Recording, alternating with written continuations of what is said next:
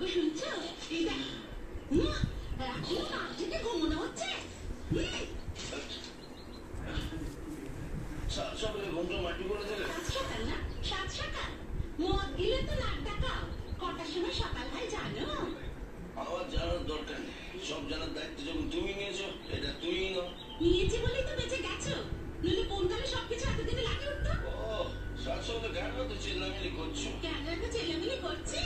এই দেখো, কাগজে কি লিখেছে একবার দেখো। ভগবান, সাত সকালে তুমি কাগজ পড়াতে এসেছো? হ্যাঁ, পড়াতে এসেছি, তার কারণ কাগজে যা লিখেছে সেটা তোমার জানা দরকার। শোনো, শোনো কাগজে কি বলছে। মদ খাওয়া অত্যন্ত মারাত্মক নেশা। এই নেশায় মানুষের চরম সর্বনাশ হয়।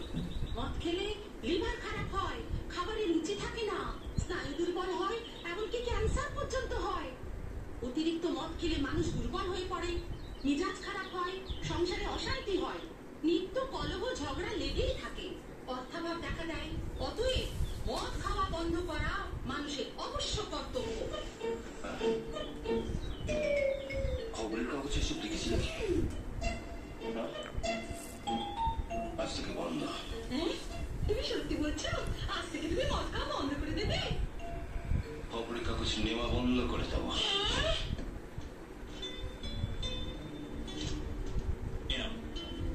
এবার কিন্তু আর অর্ধেক টাকা ফেরত পাঠাবে না মা, কোনো রকমের মনি অর্ডার করবে না, বলে দিচ্ছি। ঠিক আছে, ঠিক আছে।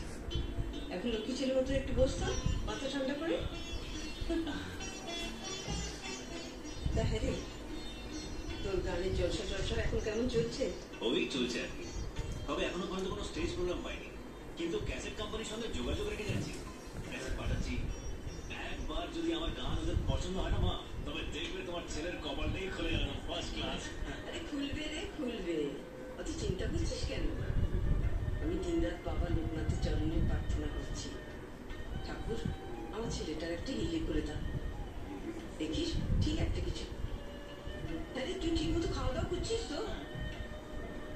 কিন্তু তোর চেহারা দেখে মনে হচ্ছে যে তুই আগে থেকে অনেক রোগা হয়ে গেছিস। রোগা? তোর কি যে বলো মা, দেখতে তো খাচ্ছি দাচ্ছি আর মোটা হয়ে যাচ্ছে। হ্যাঁ ও মা, জানো ওই কলেজের মেয়েটার কথা বলেছিলাম, সোনালি গো, সে তো রীতিমতো আমার ফ্যান হয়ে গেছে। তাই দিন নিয়ে না ওকে দেখি। ও তো এখনো জানেই না যে আমি সেই বিজয়। হ্যাঁ গো। সে কি তোর সঙ্গে ওর দেখা হয়নি? হয়েছে মা, হয়েছে,